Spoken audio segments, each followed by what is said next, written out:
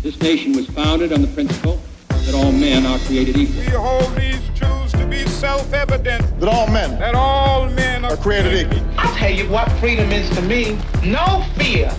I mean, really, no fear. Created equal. This is Created Equal from WDET in Detroit. I'm Stephen Henderson, and with me in the studio is the show's producer, Carrie Jr. II. Hey, Carrie. How you doing, Stephen? I'm good. Are you still thinking about the GOP convention that happened last week? And I ask that because I feel like it seems like it's so long ago. It's just a few days, but it seems like it's way in the rearview mirror right now. I think so. I think, and considering the fact that we've got that news that Joe Biden withdrew from the race and that there's a new potential candidate in Kamala Harris, I think I look back at it a little bit more because I'm wondering, okay, what is the GOP's approach? And is that approach including and considering their potential new opponent, who's Kamala? So. Yeah, no, I think that's the question of the day right now is, how does this sudden change kind of alter the message that that Republicans were trying to put together last week in Milwaukee? And that's what we're going to talk about today on the show, is what that Republican message kind of looks like to voters, with Donald Trump as the presidential nominee and JD Vance as the vice presidential nominee, but also that question of, do they have to change that message in significant ways to run against Kamala Harris, or presumptively Kamala Harris, rather than Joe Biden? And I've got to say, I've been kind of excited for us to get a panel going, a political panel going, where you can kind of talk through your ideas with the folks who also have thoughts about what's going on in our political sphere. So I'm looking forward to this large slate of guests that we have today. We do have a lot of folks here. Yeah. So we've got Andrea Bitely with us. She is a political and communication strategist at Bitely Communications. She is also a former spokesperson for former Republican Attorney General Bill Schuette. Also with us is Sarah Hubbard. She's a Republican regent at the University of Michigan and a principal at Acuitas, which is a political consulting and lobbying firm in Lansing. The editorial page editor for the Detroit Free Press, Nancy Kaffer, is with us, as is our very own Russ McNamara, who was actually reporting for WDET at the convention in Milwaukee last week. So let's get started with our roundtable.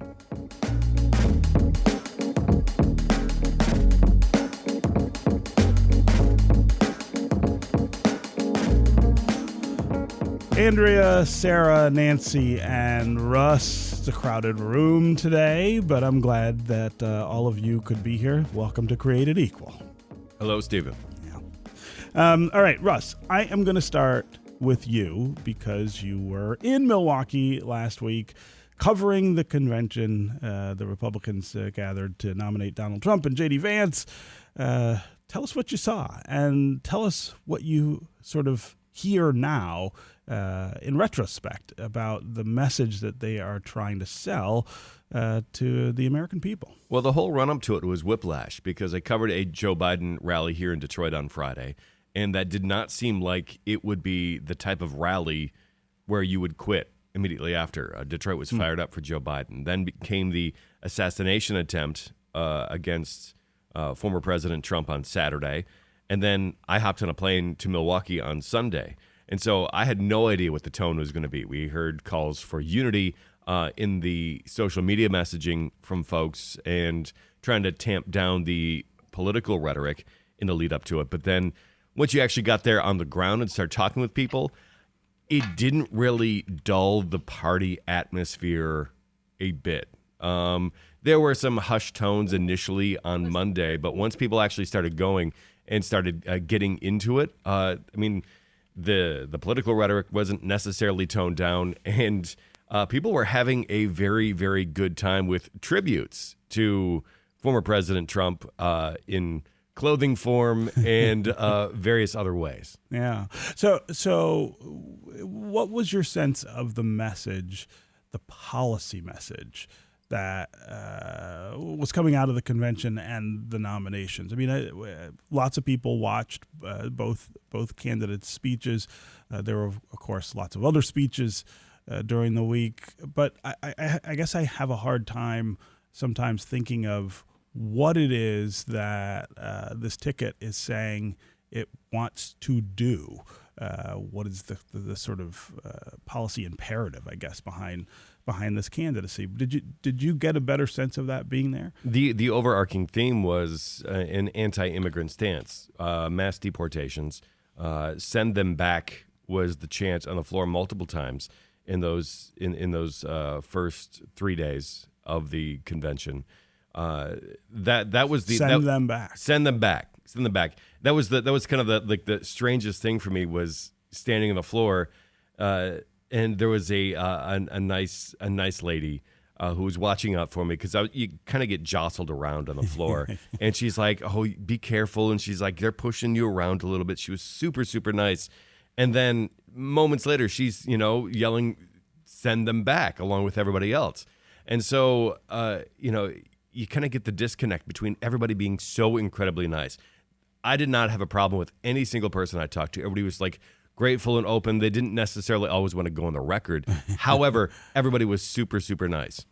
While they were chanting, send them back. Yeah, while they were chanting, send them back, which was a little bit discombobulating. Which there's some recent polling that shows that around half of Americans support the idea of mass deportation. But that's one of the interesting things when we talk about Trump and policy, is in the realm of things that apply to Trump that don't apply to any other politician, is kind of saying these policy ideas. Now, all politicians give broad policy ideas with few details about how they would make them work.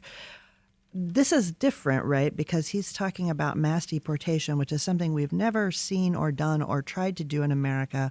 It's something people like and seem to want him to do, a significant number of people like and seem to want him to do, certainly his base and even maybe beyond that. And yet I have no conception of how that could work. Not how it would work, but how it could work. In practical terms, yeah. Right. And yet this is, they have an agenda. It's the all caps GOP agenda, which is pared down from normally these party platforms are pages and pages, and this one was 20 points or something in all caps. And Pete Hoekstra said if they passed that and they had put forth those talking points in their agenda rather quickly. He couldn't believe it, just how quickly they got through it. Well, but yeah, blaming the immigrant crime wave, which, by the way, is not actually a thing, is a big one on it. Mass deportation, border stuff, huge on that. And then what's not really mentioned are things like abortion, which I have to tell you, in this endorsement season, I have never met so many Republicans who just think that the abortion should be left to the states and the law of the land and the will of the people. Wow. So we've detected that this is, or they say that. This is clearly determined to be a losing issue on the ballot. So there's backing away from it, but this anti-immigrant fervor seems to have some juice to it. So, and we should be clear that the deportations they're talking about are not just of people who are here illegally. Part of the plan is to void the legal status of a lot of people who were born in this country, round them up as well, and deport them. That's part of the Project 2025 language. Trump, of course, says he's never seen it. He's not part of it. But that's not. I'm not sure that's a believable disavowance. Andrea and Sarah, I want to bring you guys into the conversation here. You are both people who have either run as Republicans or worked in Republican circles for some time. I would love to get your sense of this assessment of what this ticket is about and what the party is saying to Americans about why it thinks they should support them in the fall. Sarah, I'll start with you. Sure, thanks. I, too, was in Milwaukee and saw some of those Trump face shirts and things he was referring to. I was only there briefly, but got a little flavor of how things were going. Republicans are very enthusiastic for the Trump candidacy and looking forward to voting for him. I agree there is a lot of focus on immigration and what's going on at the border. And, those chants may be unfortunate, but I know that Republicans are concerned about open borders and free flow of people into the country and what impact that has on jobs here, on the costs of social services here, on people that are coming in that have not paid taxes in this country and then are going to be taking advantage of everything we have to offer as a very generous U.S. and state government. So Republicans are worried about that. They're worried about impacts on taxes. They're worried about, the liberal policies that Kamala Harris is going to bring to the table. She's already shown herself to be the most liberal candidate we've ever had for president, or at least in a long, long time. And Trump is going to certainly expose those differences between his policies and what she's talked about. I think a lot of progressives would disagree with that. Yeah, what's the part of her platform or outlook that you would describe as being the most liberal in presidential history, Sarah? Well, she's been talking about in her past campaigns, as well as her time as the vice president, things like open borders, Medicare for all, increasing taxes, a lot of different things that may be foundation of the platform there. But, I've seen some clips of her recently that have come to light that are definitely in a different place than I think where President Biden has attempted to be in his leadership. So Sarah, you've been talking about this and saying that these are things of concern to Republicans and Republican voters. I wonder what you make of the tone and tenor of what's coming out of the Trump Vance ticket and the convention. In your experience as a Republican, is this reflective of what the party has stood for, should stand for? How does all of this sit with you? Well, what I found to be very interesting is how he has really taken control of the leadership and the party apparatus in a way that we haven't seen in a long time, by controlling, as you mentioned, the platform, the conversation at the convention, the leadership of the Republican National Committee, includes now his people and his family members. That is something that is a bit different than I think we've seen. And so he's going to be more disciplined in the message that he has out there, whether you agree with it or don't agree with it. I think he's made it clear he's in charge. Andrea Bitely, I want to get you in here as well. Of course, give us your sense of what you heard last week, what you're seeing from the Trump-Vance ticket, and whether it squares with your idea of conservatism or the Republican Party. Sure. So the full convention last week was essentially a coronation of Trump and Vance at the same time. We went into the coronation not knowing who the vice president nominee was going to be, only seeing the platform as normally we only see a few days beforehand. But the platform looks very different than what we have seen in the past. As I believe Nancy said a few minutes ago, it's 20 points, all caps. Of those 20 points, 4 are specifically about immigration and ending immigration, which is a little different than my own personal thoughts in many ways. One thing I found very interesting was going back to that pro-choice, pro-life, anti-abortion rhetoric that we normally hear out of the Republican Party. We are not seeing anywhere in this platform, which is extremely surprising because many hardcore conservative voters are single issue voters on that subject. If a candidate is not pro-life, there are many Republicans or many conservatives who will not vote for that candidate. So not having abortion mentioned in the 2024 party platform is shocking to me. So, Andrea, you said that the focus on immigration doesn't necessarily square with the way you see things. Can you be more specific about that? What about what they're saying doesn't sit well with you? And I guess what would you prefer? Sure. So I think everyone should have a path to citizenship. If you have made your way here, there's a reason. Chances are the country you are coming from is in a bad way, whether it's a politically bad way, an economic bad way. Folks are not risking crossing borders illegally just for fun. In many cases, they are fleeing something really horrible. So I would personally like to see a chance for people to actually become citizens in a much more expedient way. I've known folks, as I'm sure many other have, that have gone through the process of becoming a U.S. citizen. And it is an expensive, time-consuming process, and something that is out of reach of many people. Mm-hmm. We should be encouraging people to take this process seriously, but we should also look at ways to get people their citizenship in an easier way. Now, I'm not talking about, folks who are coming from places where they are here to hurt Americans. I'm talking about, we've got kids who were brought over the border without their own permission, mm-hmm. if you will. They should have a chance to become citizens. So what about the border? The focus on the border is really central to the opposition to the idea of the kind of immigration that we're seeing now from the party. Do you have those same concerns about how secure the border is, and would you support the things that the party is saying it would do to make that a tighter crossing?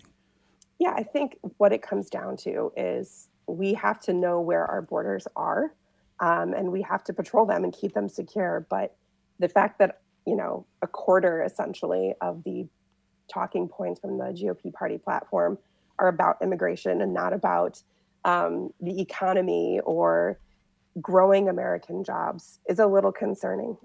Maybe I'm more of a traditional old school Republican, a George W. Bush, Mitt Romney type person. But I'm about the economy. Yeah, go ahead, Nancy. I would say, so one of the things that's interesting to me is that, for example, JD Vance, who's from Ohio, only 5% of Ohioans are foreign born. And it feels like a lot of this emphasis, this anti-immigration, deportation enthusiasm comes from states where there really aren't even that many immigrants. And that to me... although Texas is one of the places. Sure. But you have a whole, a lot of this Midwest. Michigan has 7% of our population is foreign born, which I think is pretty high for the Midwest. Mm-hmm. But, these vital swing states and places sometimes where these issues are very much championed, don't really feel that in the way that it's an interesting disconnect to me. Yeah. And I think it's important to note that Democrats, they're worried about the border too. Polling has showed that they are worried about the border, and President Biden had worked out a border deal that was subsequently torpedoed by former President Donald Trump. But even that broke from what a lot of Democrats had wanted on any sort of border bill.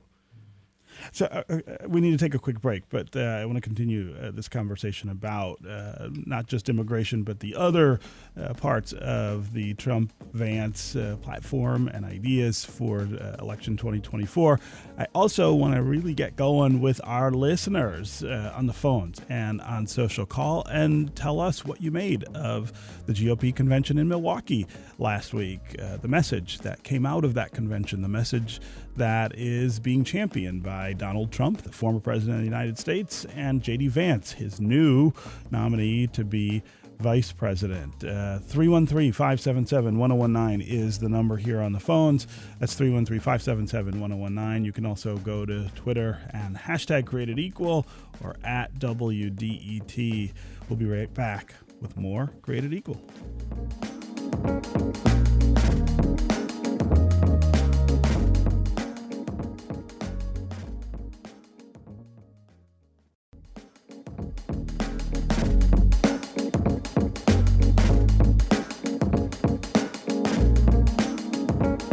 We're back with more Created Equal from WDET in Detroit. I'm Stephen Henderson, and I'm glad you've joined. We've got a number of folks with us today, all talking about the GOP convention in Milwaukee last week and the message that is coming out of that convention, as well as the nominations for president and vice president. Donald Trump, former president of the United States, running again to be president, and he selected JD Vance, senator from Ohio, to be his running mate. We want to hear from you as well on the phones about what you think about what's going on in the GOP, what's going on in the presidential race, your reactions to the very fast-moving news cycle around all of this. You had a convention last week that was preceded by an assassination attempt on former President Trump, and then on Sunday, at the end of the convention, President Joe Biden announced that he would not any longer be seeking re-election. What do you make of all of this? What do you think the Republicans will have to do to respond to the change from Joe Biden to presumptively Kamala Harris, who is the current vice president? 313-577-1019 is the number here on the phones. That's 313-577-1019. You can also go to Twitter and hashtag #CreateItEqual or @WDET. We've got Andrea Bitely with us. She is a political and communication strategist at Bitely Communications and a former spokesperson for former Republican Attorney General Bill Schuette. We've also got Sarah Hubbard here. She is a Republican regent at the University of Michigan and a principal at Acuitas, a political consulting and lobbying firm in Lansing. The editorial page editor of the Detroit Free Press, Nancy Kaffer, is here with us, as is Russ McNamara, who's a reporter and host of All Things Considered right here at WDET. He was at the convention in Milwaukee last week, covering it for us here. I want to get to the phones here and get listeners involved. Anka in Royal Oak, you're up first. Anka, welcome to the show. Hey, Stephen. Good to see you. Good to hear from you. Yes. I have a couple comments and some questions for your guest. Okay. First, the guest that made the claim that Kamala Harris is the most liberal candidate we've ever had. The mendacity of her answer, with the perfidious comments that had no substance to them. Oh, I've heard things. I've seen things.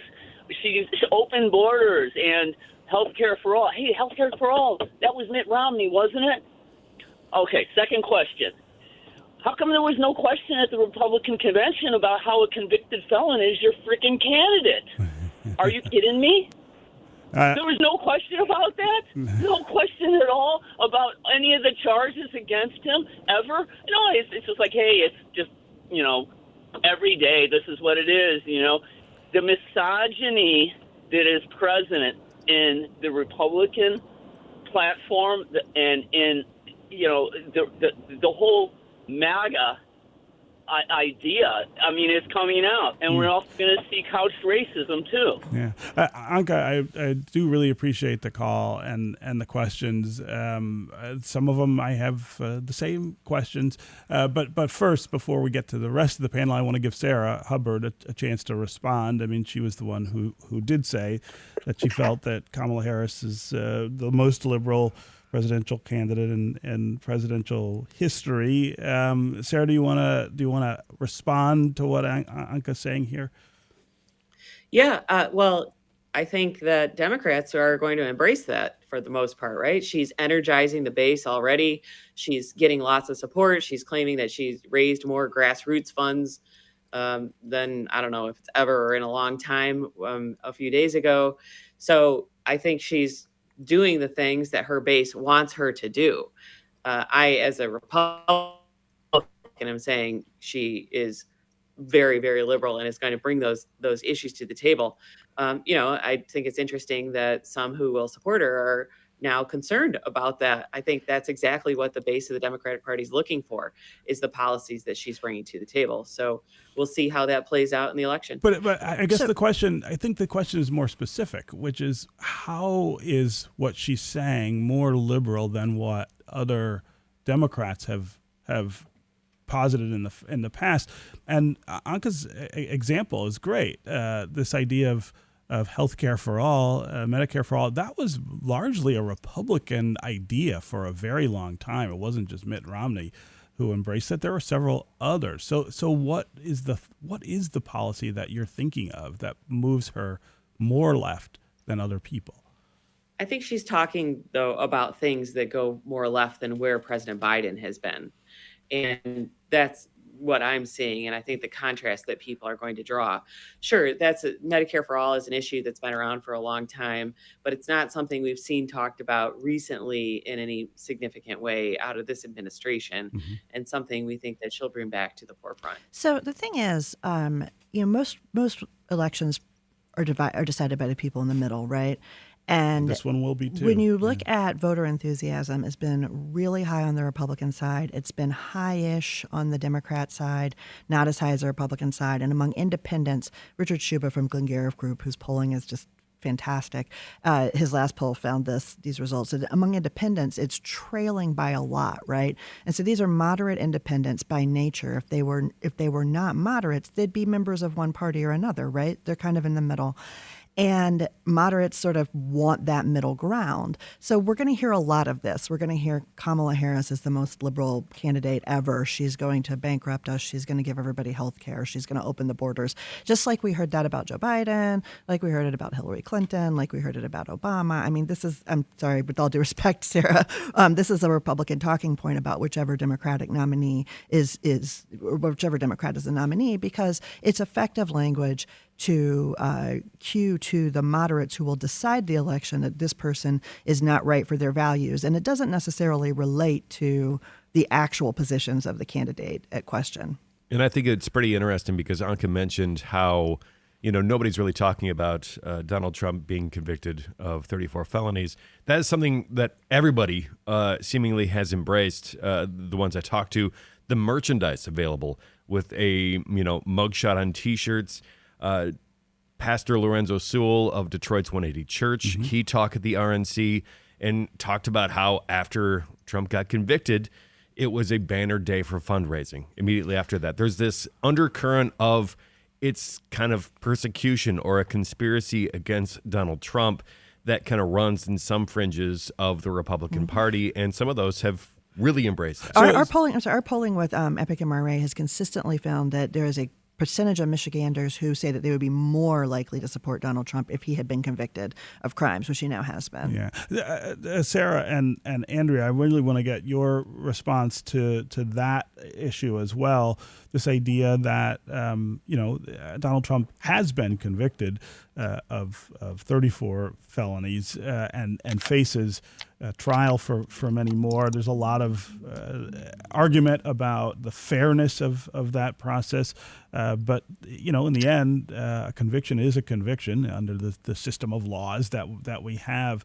How does that square with his candidacy, and how does it square with his candidacy for a party that is the more conservative, the Law and Order party, supposedly? Andrea, what do you make of that? Well, Trump lost my vote years ago, to be very honest with all of you guys. And Stephen, I actually said that on your show pre-January 6th, that I hadn't voted for Trump and I had no intentions of voting for Trump.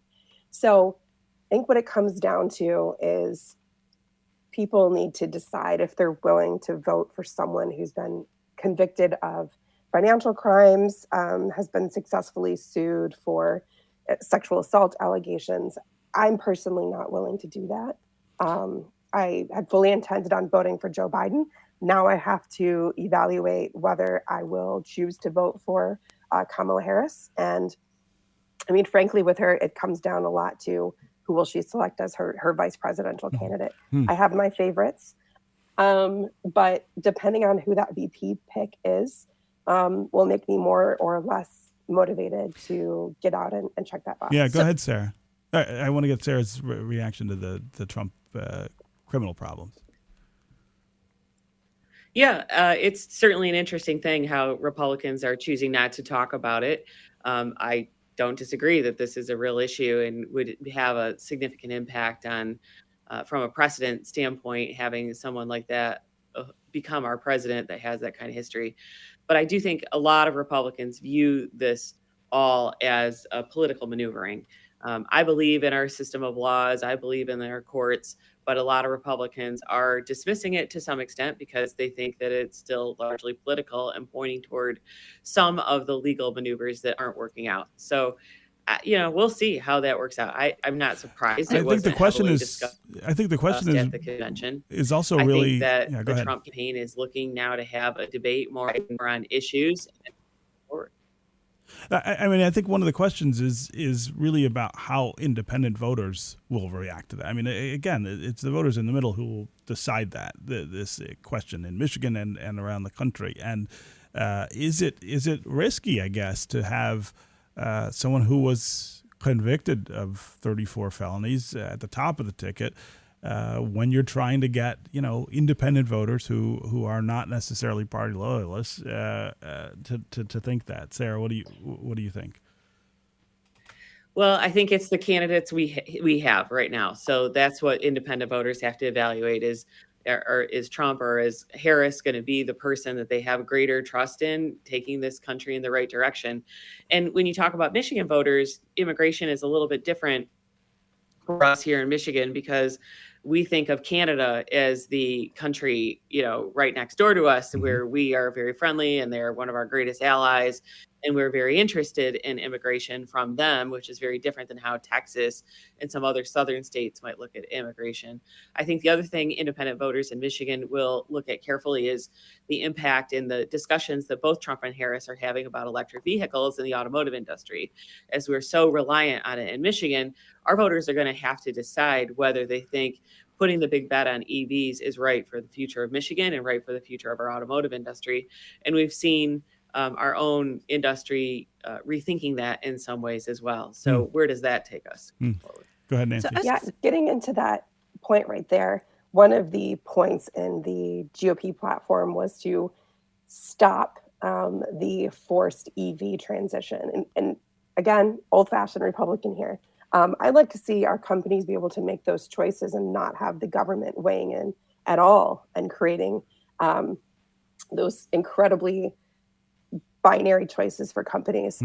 We're seeing General Motors do some pivots right now. I think these companies should be allowed to do that. And getting involved deeply in the forced regulatory process is something that I don't want to see either political party do.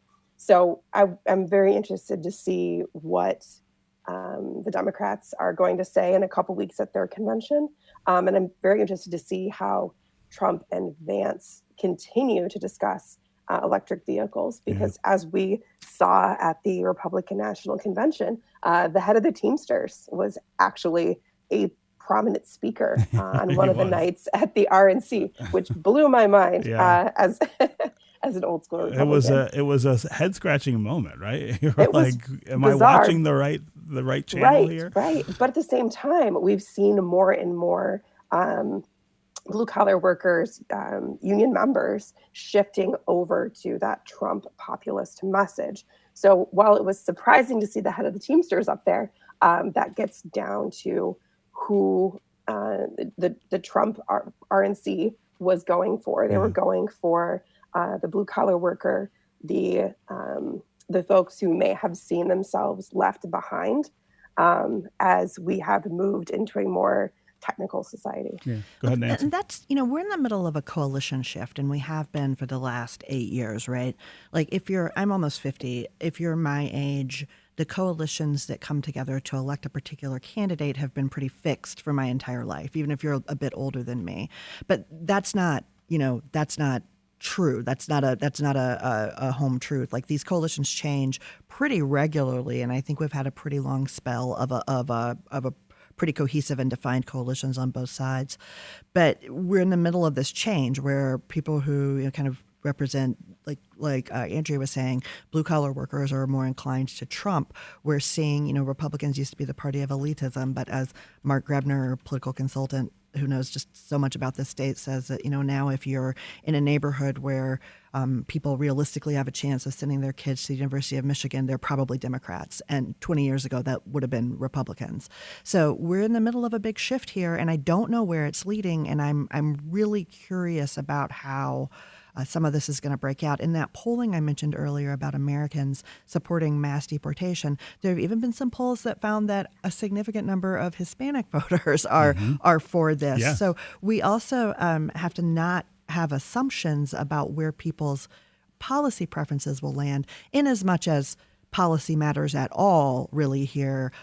We have, part of Trump's platform is that he's going to get rid of inflation by imposing a 10% tariff on import goods, those are not things most economists would tell you are possible, but most people don't want to think or talk about tariffs or get into that. So policy is tangentially important to the conversation here. Well, and as Kai Risdall from Marketplace likes to remind everybody, that a tariff is just a tax on Americans. So I mean, that's basically what it comes down to. So you mentioned that shift, Nancy, and it's really fascinating because, especially with the labor movement, Sean O'Brien, head of the Teamsters, is already going to be facing a challenge within the Teamsters because he ticked a lot of people off. The UAW immediately came up with statements. SEIU came up with statements. And these are people that automatically just rallied around Kamala Harris. So while some blue-collar workers have definitely shifted towards Donald Trump, the unions themselves are still staunchly on the side of Democrats. Yeah, I mean, it's leadership. Yeah, go ahead, Andrea. Oh, I'd be interested to see what the disconnect is between union leadership and union membership. That's exactly what I was going to say, that you've got leadership united almost universally behind Democrats, and they were going to work really hard for Joe Biden, I know, because of his unprecedented support of the auto strikes last year, the first time we saw a president really get into the middle of something like that.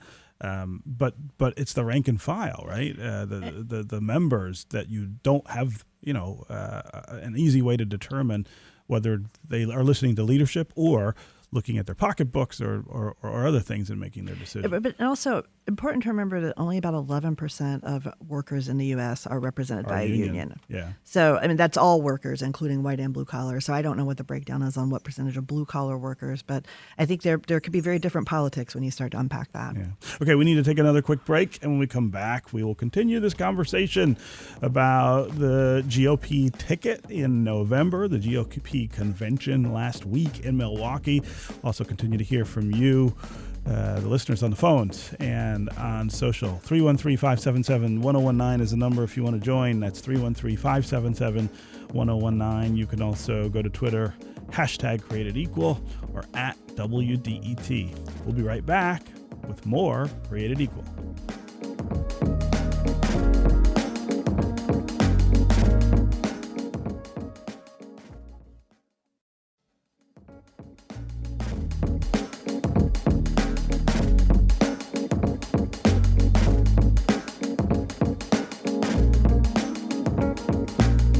This is Created Equal from WDET in Detroit. I'm Stephen Henderson, and I've got a robust roundtable of thinkers with us today to talk about the GOP convention last week in Milwaukee, the GOP ticket, Donald Trump and JD Vance, and, of course, the effect on all of that from the sudden change in the Democratic ticket for November. Joe Biden stepping aside, Kamala Harris stepping up as the presumptive nominee. Andrea Bitely is here. She's a political and communications strategist at Bitely Communications, former spokesperson for former Republican Attorney General Bill Schuette.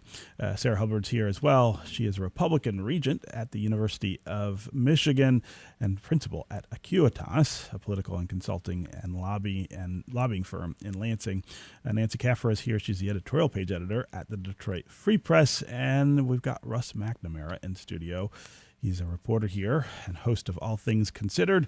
And he was covering the GOP convention in Milwaukee last week for us. We want to hear from you, the listeners. 313-577-1019 is the number.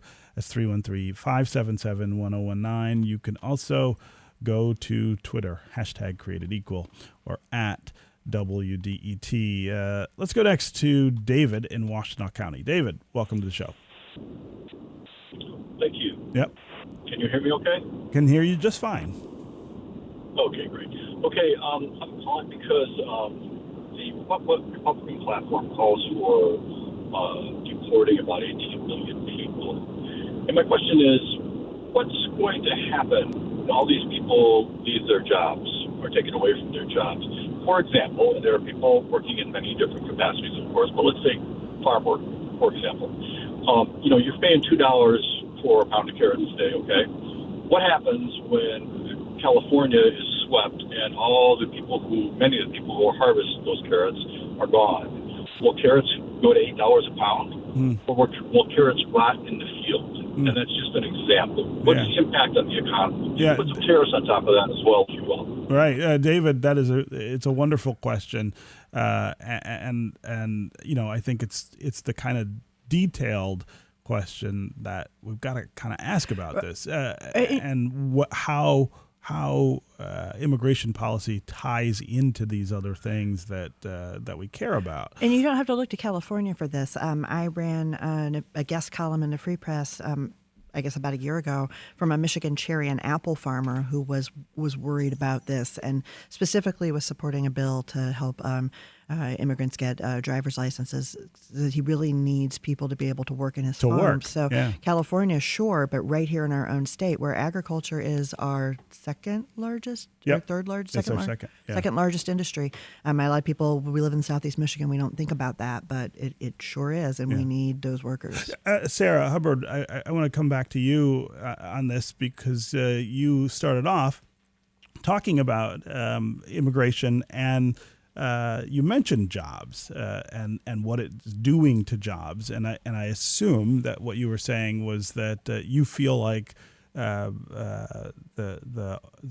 border policies and the number of people who are here illegally threatens American jobs. Here's David saying, look, these jobs help support our economy and keep things going and keep things affordable for us. I guess how do you reconcile those two things?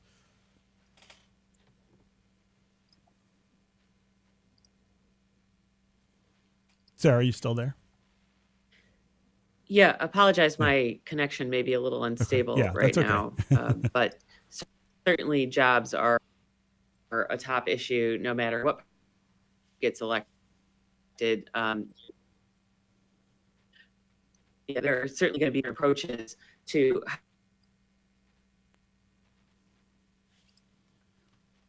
Okay, I think we've got a bad connection. We're going to try to get Sarah going on the phone instead of over the internet. Meanwhile, Andrea Bitely, let's have you take a shot at what David's saying here. The jobs question cuts both ways in some ways, right? This idea that immigrants maybe displace workers here, but then flip side is they're doing jobs that are crucial that you probably couldn't get Americans to fill anyway. Yeah, we've had this argument for years, right? Americans won't do these jobs. But the reality is, Michigan especially, we're having a huge population problem. We are not replacing ourselves. We are having, full-on commissions. Governor Whitmer just had her commission wrap up about how we grow and expand our population. So I think looking at this big picture, we do need to find a way to have a path to citizenship for folks. The H-1B1 visas are hard to get, and only certain employers can even qualify. And so, we've had workarounds over the years. We have migrant workers that come into, as our caller said, pick carrots, but also here in Michigan, blueberries, cherries, etc. So our agricultural economy especially is really heavily reliant on migrant workers who we should be able to have documented in some way, shape, or form.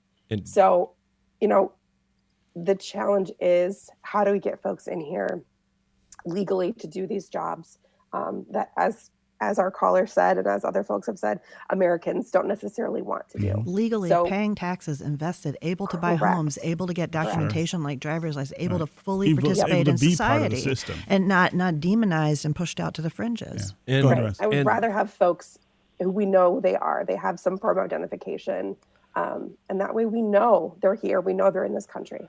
And jobs was a big part of the pitch to black people by the Trump campaign when Trump was here in Detroit, stopped by a church, and then at the RNC, the messaging was that illegal immigrants, illegal aliens, as they put it, were coming and taking the jobs of black people. There's nothing to support that at all. And they said, well, it's happening in sanctuary cities, not necessarily Detroit. But a lot of the messaging in their outreach is trying to demonize immigrants as a way of courting black voters. Yeah. And I should clarify that immigrant workers pay taxes. They pay sales tax. They pay all kinds of taxes. I'm not trying to imply that they don't. Yeah. Sarah, we've got Sarah Hubbard back with us by phone, hopefully a more stable connection. Sarah, I want to go back to you to talk about this jobs picture as it relates to immigration. Yeah, thank you, Stephen. I agree with Andrea's comments about the business community being hungry for immigrants who are high-skilled and able to get some of those visas she referenced, like H-1B visas. This is an issue that we've been dealing with for decades and decades, that the need to bring in those who are, the engineers, people who are very high-skilled and those kinds of things and can work in our dominant industry, the automotive industry. That's the kind of immigration I think that Republicans are going to be very, very supportive of, but they have this concern that it's other kinds of folks that are coming in the country that aren't as helpful to our economy as that would be. It is an interesting dichotomy. And as I said earlier, too, immigration in Michigan is often a different kind of immigration, about bringing nurses from Canada to work in the health system in Southeast Michigan, about, automotive parts crossing the border a dozen times before cars. Those kinds of movements to our border are different and some other areas. So Anders are going to look at that differently. Yeah. Again, David, really appreciate the call and the questions. Okay, we've got a couple minutes left. I want to get each of you to talk about what you think changes about the Republican message, given the fact that Kamala Harris is likely the candidate rather than Joe Biden. What effect does this have on Trump-Vance? Andrea, I'll start with you. Yeah, I think Tim Alberta had a really good column on how the Trump campaign has to throw out about half their playbook to reinvigorate and restart this campaign. I mean, when the main focus was he's old, he's feeble, you now have to transition that to she's too extreme, she's too liberal, which they didn't really have with Biden. They just had he's old. So I'm interested to see how there is a conversation about she's too progressive, she's so California, and then the under the radar kind of conversations about, she's a woman of color, she's a woman, oh gosh, that's horrible. She's a person of color, oh gosh, that's horrible. And that's going to be part of the conversations, and at least some segments of, quite honestly, both parties will have that conversation, which is really terrible in 2024. It's already been there. We've already heard that, she's a DEI hire, right? From members of those Congress. Memes on social media. But then you'll have the undercurrent of Kamala is a cop to try to alienate the left-wing voters, and the African-American as though people in black communities don't want, safer communities, right? Yeah, right. Yeah. Nancy, go ahead. I think it's going to be more of the same, more of what they said. It's, she's too liberal, but at the same time, I heard someone on the radio earlier this week saying she's been part of the Biden-Harris administration and she has to own that. And I thought, hey, actually she gets to own that, because the Biden administration policy-wise, it depends on your perspective. It's done some pretty popular things with Democrats if they can be messaged effectively. And I think she's a much better messenger. Again, when you take the he's old, he can't do it, he can't get across the finish line off the table. But we're gonna hear all that same stuff. She's too liberal, she's a DEI hire, she's also too conservative, she's too everything. She's like a I don't know. She's everything. Sarah, what's your idea about how this changes the race? Oh, I'm looking forward to this race becoming more of an issue-based campaign. You're right. It's been more about age. It's been about legal issues. It's been about all of these other things more recently. I think now we're going to see Vice President Harris bring those issues to the table, wherever your perspective is on where she stands. It's something that takes a lot of these other items off the table as far as age and competencies and such. No one would say she's unqualified or incompetent or anything like that. They would say that she's someone who has a long track record and a lot of experience in governing. So let's see what she wants to talk about in upcoming debates. Yeah. And who she is. Trump has already said, bring it on. I'd love to debate her. Yeah. So I think we're going to see opportunities to hear from both sides. And I don't think Trump is capable of running an issue-based campaign. He hasn't been able to show that so far, and he's personal attacks all the way down. Yeah. So we'll see how it works out. All right. Andrea Bitely, Sarah Hubbard, Nancy Kaffer, Russ McNamara. Really great to have all of you here. Thanks for joining us on Created Equal. That's going to do it for us on Created Equal. Created Equal is produced by Kerry Jr. II and David Lyons. The show is a production of WDET, a listener-supported service of Wayne State University.